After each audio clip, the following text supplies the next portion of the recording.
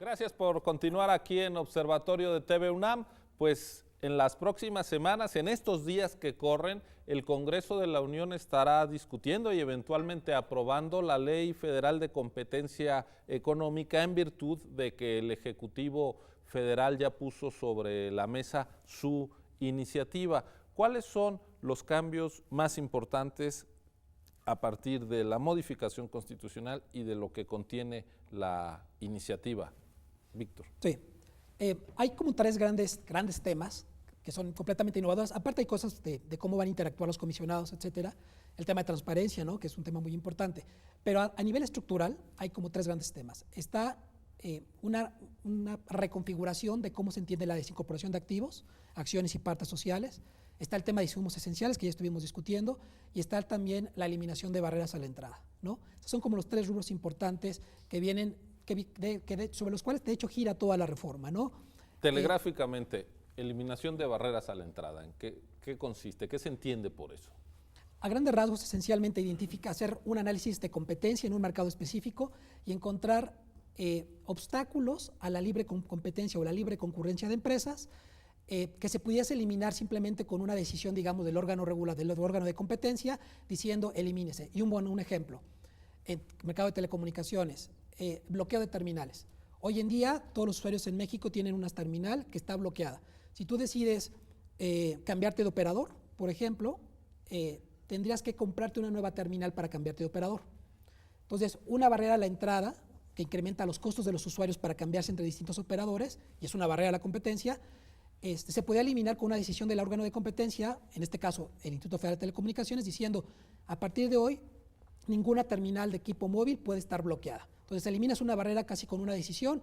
Técnicamente es muy fácil que se elimine el bloqueo de las terminales y se generan mejores condiciones de competencia. O sea, me voy a otra compañía con el teléfono que es mío y ahí me lo aceptan. Sí, porque tú ya lo pagaste, de hecho, claro, ¿no? Entonces, eso es rápidamente una muestra de eliminación de barrera a la entrada, fácil, que se puede instrumentar para mejorar las condiciones de competencia. Y que ahora la COFESE no tiene injerencia al sector de comunicaciones, claro, ¿no? Claro. Que ahora... Desincorporación de activos. Bueno, el tema yo lo entiendo desde dos perspectivas, que creo que no soy abogado, que eso habría que preguntarles, pero yo interpreto que hay dos niveles de aplicación. Como economista yo siento que hay dos niveles de aplicación. Uno que es ex ante, es decir, que puede ser, de hecho así lo dice el texto, que puede ser la máxima pena, ¿no?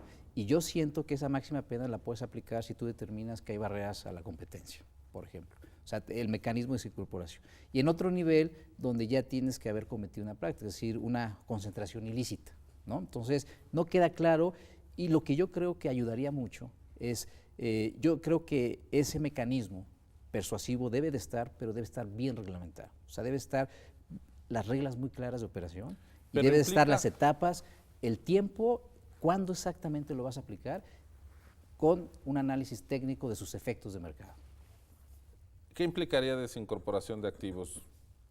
Alguien que tiene repetidoras de televisión abierta en ciertas regiones del país, ¿tendría que dejar de operarlas?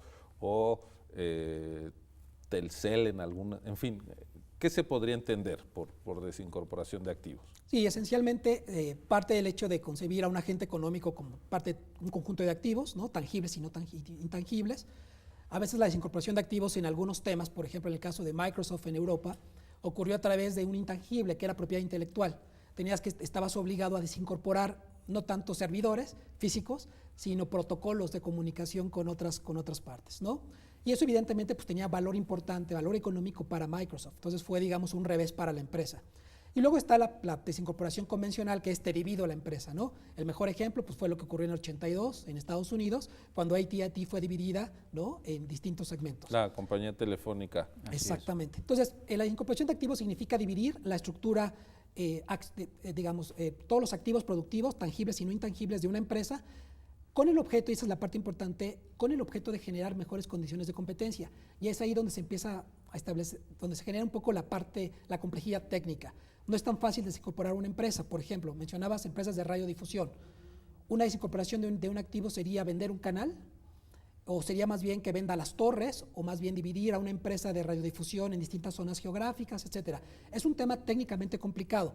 Y creo que gran parte de lo que mencionaba el doctor Ábalos, parte de los lineamientos de qué entender por desincorporación y cómo hacer una desincorporación es gran parte de los retos. Ahora, ¿de qué manera toda esta legislación, que tiene un componente técnico per se puede traducir en mejores condiciones de precios y calidad de los servicios y de los bienes para los consumidores? ¿Cuáles serían los retos? Que el diagnóstico del nuevo órgano constitucional sea el correcto. Es decir, que, digamos, una vez establecidos los criterios, la metodología que va a aplicar, tenga el diagnóstico correcto. Si tú, algo curioso, el nuevo órgano constitucional, la COFECE, antes de la presentación, por cierto, de la reforma, presentó su plan estratégico. Y si uno lo revisa, el plan estratégico, no lo dicen de manera explícita, pero ellos tienen ahí un diagnóstico donde sienten que van a priorizar sus tareas, ¿no? Que está, por ejemplo, el tema de las aerolíneas, está el tema del transporte, me imagino que se refieren al transporte urbano, está el tema de la construcción, ¿no? El tema de la energía también, aunque hay que ver cuál es su capacidad de injerencia. Y entonces yo creo que ese va a depender mucho del diagnóstico adecuado, del capital humano, de monitorear los mercados y que tenga la expertise para eso. No siempre. Por ejemplo, el tema de lo que mencionaba el doctor, es decir, supongamos que la comisión dictamine que los slots, que es el horario de despegue y aterrizaje, ¿no? Que es un insumo esencial. Es decir, si tú ves la experiencia internacional, la evidencia es mixta. O sea, se han asignado, un esquema asignado, orientados, por ejemplo, a la competencia, al mercado y orientados con criterios administrativos. En México, desde mi punto de vista particular, ha sido administrativos. Básicamente, grandfather rights, porque llegó Mexicana y Aeroméxico. No es lo mismo volar de 7 a 8 de la mañana a México-Monterrey que de 10 a 11. Entonces, supongamos que declara insumo esencial.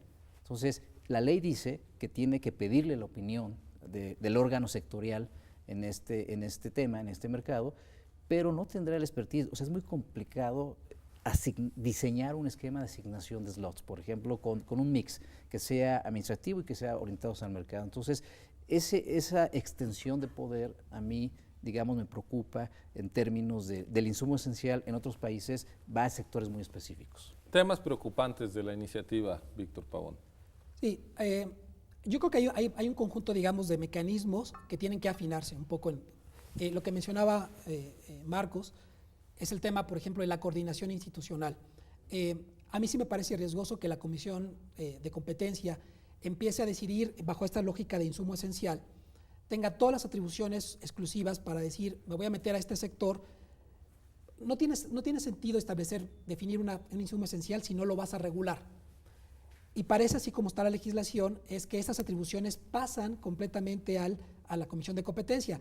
Y yo creo que se desnaturaliza completamente la función, digamos, de un órgano de competencia, que es velar por las condiciones de competencia, como lo habíamos mencionado al principio. No es un órgano regulador. Entonces, lo menos que se puede hacer es generar un mecanismo muy eficiente de rebote de ideas técnicas con los agentes que llevan 20 años, 30 años regulando un sector específico. Entonces, claro, en materia de medicamentos, que era el ejemplo que tú ponías, pues esperaría que ellos garanticen que compitan entre las farmacéuticas, los distribuidores, pero no que regulen qué medicamentos. Imagínate que se define una fórmula específica en un medicamento y se dice que es una fórmula, es un insumo esencial. Que la propia comisión empiece a tratar de entender cómo funciona este medicamento, este compuesto, y determine cómo se tiene que abrir o proveer a otros usuarios, me parecía riesgoso cuando hay entidades que han estado trabajando en esto por 30, 40 años, ¿no? Entonces, me parece que ahí hay un riesgo importante, cómo se coordina la comisión con otros órganos reguladores específicos de sectores relevantes donde hay problemas de competencia. Marcos, ¿a qué habría que estar atentos en las próximas semanas que se va a estar definiendo la ley en el Congreso? A mí me preocupa lo siguiente. Yo creo que hay que garantizar que lo que se prometió en la reforma constitucional se pueda operar.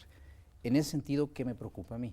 Me preocupa que el tema de barreras, de identificación de barreras a la competencia, se pueda, si no hay estas reglas claras, si no hay estos criterios técnicos, se pueda convertir de un sustituto perfecto de la ley. Entonces, ¿para qué tienes una ley de competencia si al final de cuentas tú tienes esta atribución discrecional para decir si hay competencia o no, primero.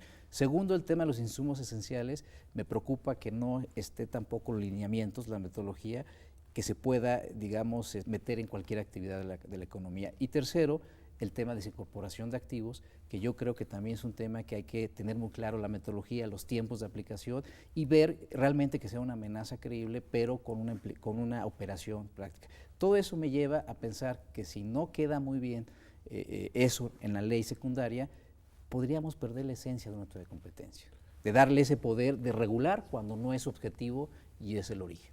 En 30 segundos, Víctor, el principal acierto de los cambios constitucionales y legales que ahora se proponen, el constitucional ya está consumado, y el principal riesgo en lo que se...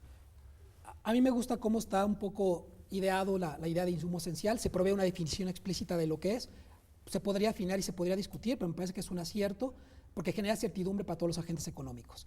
Desacierto o digamos un área de oportunidad en el tema, me parece que el tema de barreras de entrada y desincorporación queda un poco en el aire, y así como es un acierto que insumos esenciales está especificado qué se entiende, me parece que está todavía muy ambiguo qué se va a entender por desincorporación y por intervenciones para eliminar barreras de entrada. Creo que se tiene que hacer un esfuerzo por definir exactamente qué se entiende por eso. Claro, porque en todas esas definiciones habrá consecuencias económicas relevantes. Pues les agradezco mucho, vamos a hacer una pausa y regresamos a despedirnos y a una breve conclusión. No se vaya.